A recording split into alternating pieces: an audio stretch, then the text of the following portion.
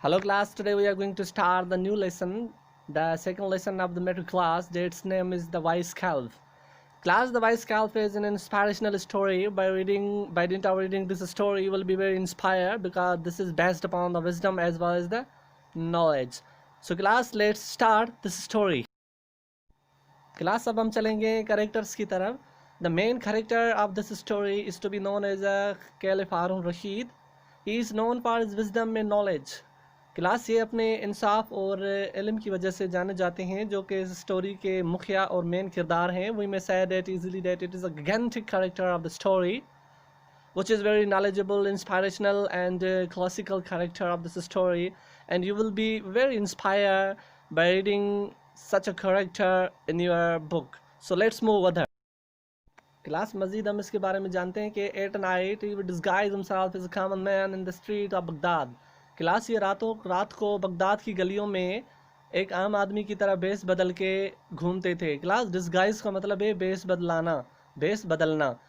क्यों करता था? In order to gain the first in knowledge of the people if they are in critical condition, or in difficult condition, or in harsh conditions, or in strain, or in stumble condition. Class ये अपने लोगों की बारे में जानना चाहता था, इसलिए बगदाद की गलियों में बेस बदल के घूमता था. अगर उनके साथ कोई प्रॉब्लम होता था तो he would merely resolve these all sorts of the problems in his kingdom. तो ये अगर देखता था कि किसी को कोई परेशानी है, कोई प्रॉब्लम है, तो ये उसके मसले हल करता था. यही वजह थी कि ये बगदाद की गलियों में बेस बदल के रात को घूमता था. क्लास ये अपने वक्त के बहुत ही माने हुए बादशाह हैं और किसी के साथ भी कोई भी मसला होता है तो कैलिफ हारून रशीद के पास आता है और वो इन्हें हल करने की कोशिश करते हैं अपनी विजलास. एक और बहुत ही माने हुए कैरेक्टर हैं, मशहूर कैरेक्टर हैं, जिसका नाम है द काजी.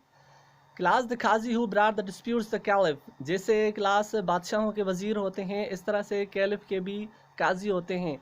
अगर कोई भी मसला होता है तो काजी वो मसला अगर ख़ुद नहीं हल कर पाता तो वो काजी वो मसले सारे के सारे कैलिफ के पास ले आता है. तो क्लास स्पेशली द काजी का काम ये होता है कि जो भी मसले होते हैं, जो भी प्रॉब्लम्स होती हैं, जो भी फैसले होते हैं लोगों के, वो ये काजी कैलिफ के पास उन्हें ले आता है. अच्छा, काजी का यहाँ पे एक और काम भी है. अगर कोई छोटा सा मसला है तो ये काजी ख़ुद भी हल करता है, क्योंकि इसे मतलब थोड़े से पावर्स होते हैं हल करने के लिए.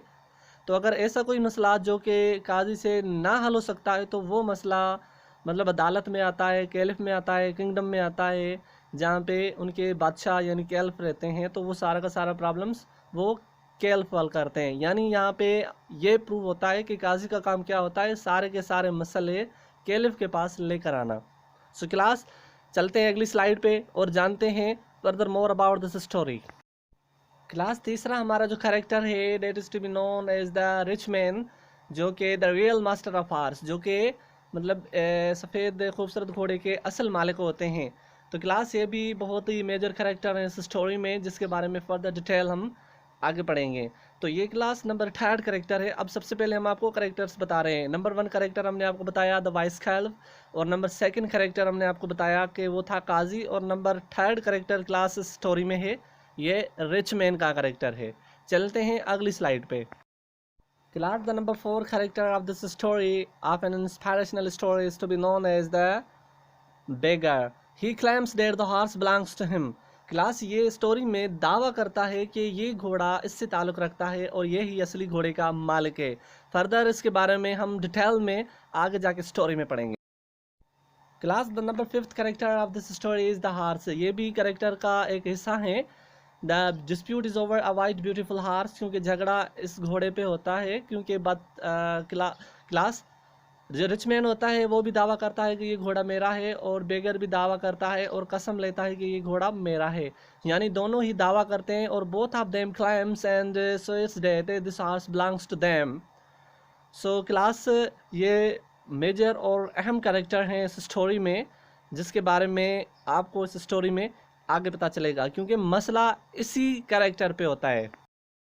So class now let's move towards the full story of this lesson. So class अब हम चलते हैं स्टोरी से. स्टोरी यहाँ से शुरू होती है. Class once the Qazi brought a dispute और a white beautiful horse between the beggar and the rich man. Class क्या होता है कि एक मरतबा काजी एक कैलिफ के पास एक मसला ले आता है, डिस्प्यूट यानी मसला ले आता है, एक फ़ैसला ले आता है कि जो वो फैसला होता है एक वाइट ब्यूटीफुल हार्स पे, किन दोनों के बीच में, बेगर के बीच में और रिच मैन के बीच में। तो क्लास ये वो मसला होता है जो काजी से खुद हल नहीं होता है। तो ये वाला मसला दरबार में यानी कैलिफ के पास है, उस बादशाह के पास, वक्त के बादशाह के पास वो वाला मसला ले आता है। अब क्लास मसला क्या होता है? मसला होता है असल में एक वाइट ब्यूटीफुल हार्स पे। अब कौन सा किस तरह का मसला होता है, किस तरह से शुरू होता है, ये क्लास हम जानते हैं अगली स्लाइड में। तो चलो चलते अगली स्लाइड पे। Let's move towards the next slide. Class अब केस की सुनवाई होती है जो कि होती है before the caliph Harun Rashid in his court. अब यहाँ पे स्टोरी की शुरुआत होती है और मसले की शुरुआत होती है, और यानी केस की सुनवाई कुछ इस तरह से होती है कि सबसे पहले रिच मैन जो है वो पूरी की पूरी बात कैलिफ हारून रशीद को बताता है। Actually the rich man told the वोली डिस्प्यूट टू द कैलिफ। वोली का मतलब होता है क्लास पूरा मसला जो है, पूरी बात जो है वो सारी की सारी रिच मैन पहले हारून रशीद को बताता है कि उसके साथ क्या हुआ था। Class, here he tell the merry story to the vice caliph. He said to him that when I was coming towards the city gate, this beggar was limping along a horse before the horse of me, and he motioned to stop me. When I got stopped before him, he urged me, or he requested me to get him right to the city gate because he's a lame person. So class, he said to him that I make a lot of the pity over him and gave him a ride to the city gate. But when we reached the city gate, he refused to dismount from the horse and he claims that this horse is mine. So class, जब ये हारून रशीद को बात सुना रहे थे तो इसने कहा कि भाई जब मैं सिटी गेट की तरफ आ रहा था, अपने घोड़े पे सिटी की तरफ आ रहा था, तो ये बेगर जो था मतलब लंगड़ा के चल रहा था, और इसने जैसे ही मेरे घोड़े की मतलब पाँव की आवाज़ सुनी तो इसने मेरी तरफ इशारा किया और मुझे रुकने के लिए इशारा किया, और उसने मुझे अर्ज़ किया कि भाई मुझे शहर की गेट तक लिफ्ट दी जाए या सवारी दी जाए या मुझे ले जाया जाए। तो इसने कहा कि मैंने इस पे बहुत रहम खाया क्योंकि ये पहले लंगड़ा रहा था, मतलब ये लेम था, तो मैंने इसे सिटी गेट की तरफ सवारी दी और इससे मैंने अपने घोड़े के पीछे बिठाया, मतलब घोड़े पे अपने पीछे बिठाया। तो जब हम सिटी गेट पे पहुंचे तो इसने घोड़े से उतरने से इनकार किया और ये दावा किया और ये कसम खाई कि ये घोड़ा मेरा है और आप मुझसे मेरा घोड़ा छीनना चाहते हैं। This horse is mine and you want to snatch this horse from me. So class, ये थी स्टोरी, मतलब ये था एक हवाला जो कि रिच मैन ने दिया। अब हवाला हम क्लास सुनते हैं बेगर का। Class, let's move to turn of the beggar. अब बेगर की बारी होती है। After that beggar tells the dispute to the caliph. उसके बाद अमीर के बाद ये जो गरीब बंदा होता है, बेगर होता है, ये का पूरा हवाला हारून रशीद को कुछ इस तरह से बताता है कि he said to the caliph that when I was going toward the city on my horse, this rich man motioned me to stop and requested me to give him the ride to the city gate. इसने कहा कि बेगर ने कहा जब मैं शहर की तरफ जा रहा था अपने घोड़े पे, तो अमीर ने मुझे कहा कि भाई मुझे भी सिटी गेट तक लिफ्ट दी जाए या सवारी दी जाए या मुझे भी आप वहाँ तक ले चलो। तो बेगर ने क्या किया? बेगर ने कहा कि caliph Harun Rashid, I set him on the horse before me. Class ये कहता है हारून रशीद को कि मैंने इस रिच मैन को घोड़े पे अपने आगे बिठाया। अब क्लास यहाँ पे प्रूव होता है कि ये बेगर जो है झूठ बोल रहा है। वो किस तरह से प्रूव होता है कि भाई कोई भी अगर मालिक होता है तो वो मालिक किसी को अगर लिफ्ट देता है या किसी को लेकर चलता है शहर की तरफ या किसी और जगह पर, तो वो उसे अपने आगे नहीं बिठाता। तो बेगर का जो झूठ है ना, यहीं पे ही पकड़ा जा चुका है कि उसने कहा कि भाई मैंने रिच मैन को अपने घोड़े पे अपने आगे बिठाया, यानी सेड बिफोर द बेगर। तो यहाँ पे क्लास इसका झूठ पकड़ा जा चुका है और ये यहाँ पे ही पकड़े जा चुके हैं कि यहाँ पे ही प्रूव हो रहा है कि ये झूठ बोल रहे हैं, क्योंकि कोई भी मास्टर किसी को भी अगर लिफ्ट देता है तो वो उसे अपने आगे नहीं बिठाता, अपने पीछे बिठाता है। तो क्लास आगे चलते हैं। बेगर से कहता है कि जब मैंने इसे लिफ्ट दी और जब हम शहर की तरफ पहुँचे और मैंने रिच मैन को कहा कि भाई आप उतर जाएँ, you should dismount from the horse, अब आपको उतर जाना चाहिए, तो रिच मैन मुझसे लड़ने लगे और उसने दावा किया कि ये घोड़ा मेरा है। तो कैलिफ हारून रशीद को बेगर कहता है कि ओ कैलिफ ऑफ द फेथफुल, ए बादशाह या ए कैलिफ, मुझे इसकी यानी जुल्म से बचाया जाए और मुझे मेरा घोड़ा वापस दिया जाए, because he want to snatch the horse from a poor person, I am very poor and needy person, और मेरे पास सिर्फ यही घोड़ा है और ये मुझसे ये घोड़ा छीनना चाहता है। तो क्लास आगे जाके क्या होता है ये हम पढ़ते हैं दूसरी स्लाइड में। तो चलते हैं हम दूसरी स्लाइड। अब क्लास हम आगे चलते हैं। अब कैलिफ हारून रशीद कुछ इस तरह से फैसला सुनाते हैं, कुछ इस तरह से एक्टिविटी करते हैं कि he said both of them to touch the horse one by one. Class अब हारून रशीद बेगर और रिच मैन को कहता है कि आप दोनों ही अब हार्स को टच करें, वन बाय वन टच करें। पर यह एक्टिविटी सबसे पहले कैलिफ हारून रशीद बेगर को कहते हैं कि सबसे पहले आप इस घोड़े को टच करें, क्योंकि क्लास अब बारी होती है फैसला सुनाने की, एक्टिविटी करने की कि हारून रशीद किस तरह से ये प्रूव करते हैं कि ये घोड़ा किसका है।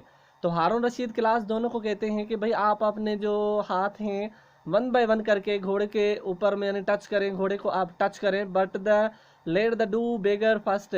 पर ये ऐलान करते हैं कि सबसे पहले बेगर को ये करने दिया जाए, यानी सबसे पहले बेगर घोड़े को टच करे। चलते हैं बेगर पे कि वो जब उसे टच करता है तो क्या होता है। When the beggar touched the horse winced. Winced का मतलब होता है छिड़कना क्लास, यानी थोड़ा पीछे हटना, छिड़कना यानी थोड़ा डरना। तो क्लास जब बेगर घोड़े को टच करते हैं तो घोड़ा क्या करता है, छिड़क जाता है। क्यों? क्योंकि ऐसा लगता है कि जैसे कि इसने इसका बेगर का टच करना उसे पसंद ना आया हो। If it did not like the touch of the beggar. So class जब ये बेगर उसे छूते हैं, टच करते हैं, तो घोड़े को वो कुछ अच्छा नहीं लगता, वो छिड़क जाता है, पीछे चला जाता है, यानी मुख्तलिफ किस्म की आवाज़ें करने लगता है और मुख्तलिफ किस्म की यानी एक्टिविटीज़ करना शुरू कर देता है। तो क्लास अब चलते हैं रिच मैन की। तो क्लास जब रिच मैन की बारी आती है टच करने की, when the rich man touched the horse it snorted and neighed with pleasure. So class जब रिच मैन की बारी आती है, जब वो घोड़े को टच करता है तो घोड़ा जो है स्नार्टेड करता है। स्नार्टेड यानी क्लास आपको पता है कि वो नाक में से जो मुख्तलिफ किस्म की आवाज़ें निकालता है जब खुश होता है, क्योंकि क्लास यही इसका असली मालिक है। क्योंकि हमें पता है कि जो भी मालिक होता है वो अपने घोड़े की पीठ पे हाथ रखता है, उसे टच करता है तो वो स्नार्ड करता है। स्नार्ड का क्लास मतलब होता है, मैंने आपको बताया कि नाक में से जो घोड़ा आवाज़ें निकालता है उस तरह की आवाज़ें।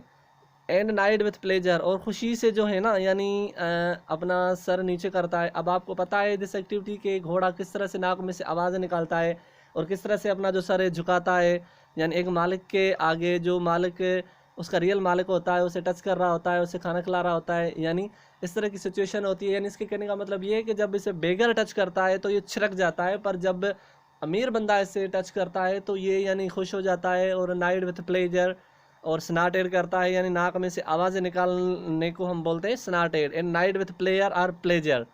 सो क्लास से यहाँ पे ये प्रूव होता है कि ये जो है असली मालिक है घोड़े का। तो आगे चलते, आगे क्या होता है।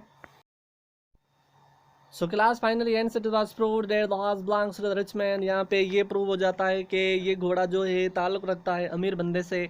सो the caliph declared give the horse to its master. इसके बाद कैलिफ हारून रशीद ऐलान करते हैं कि घोड़ा इसके मास्टर को दिया जाए, इसके मालिक को दिया जाए, यानी कि रिच मैन को दिया जाए। The beggar felt अशैम्ड।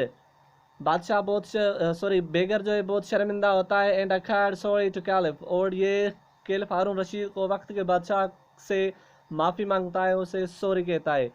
तो फाइनली क्लास ये प्रूव होता है यहाँ पे कि घोड़ा किसका होता है, रिच मैन का होता है, और बेगर झूठ बोल रहा होता है, वो झूठी कहानी बोल रहा होता है, और वो जो कुछ भी उस कोड में कहता है सब कुछ झूठ होता है।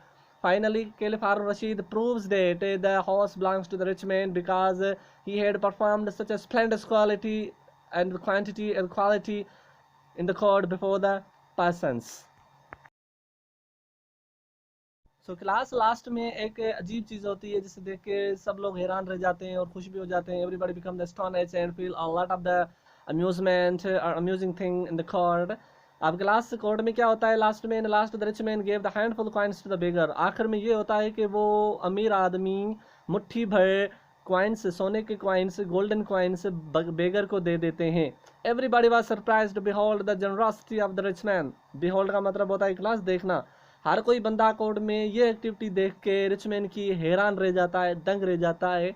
और ये जो सखावत है अमीर बंदे की, ये देख के सब लोग खुश भी होते हैं और हैरान भी हो जाते हैं कि वही बेगर जिसने झूठ बोला इसे वो हाथ छीनना चाहता था, अब उसी बेगर को इसने एक हैंडफुल कॉइन्स दिए यानी सिक्के दिए। तो ये बहुत बड़ी जनरॉसिटी होती है जो अमीर बंदे की तरफ से होती है एक गरीब बंदे के लिए, to the beggar, specially for the beggar. So class, hope that you must enjoy this an inspirational story which I told you in slides in detail and clearly and vividly. Hope that you must be very amusing, very amusable, you have got very excitement while listening this story. And again I will brought a beautiful topic for you on the third poem that is to be known as the little things. So class, हमें उम्मीद है कि आपको ये story बहुत पसंद आई होगी और आप इस स्टोरी को बहुत अच्छी तरीके से समझे होंगे और आपने इस स्टोरी को टाइम दिया, इस वीडियो को टाइम दिया, इसके लिए bundle of thanks for you. In class हम आगे भी आपके लिए इस तरह के टॉपिक ले आएंगे, स्टोरीज ले आएंगे, पोएम्स ले आएंगे which will inspire you a lot and which will make you help in the examination while comprehending the stories, the poems or the lesson.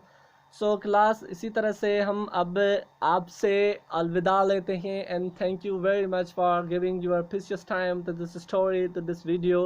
Thank you very much and Allah Hafiz.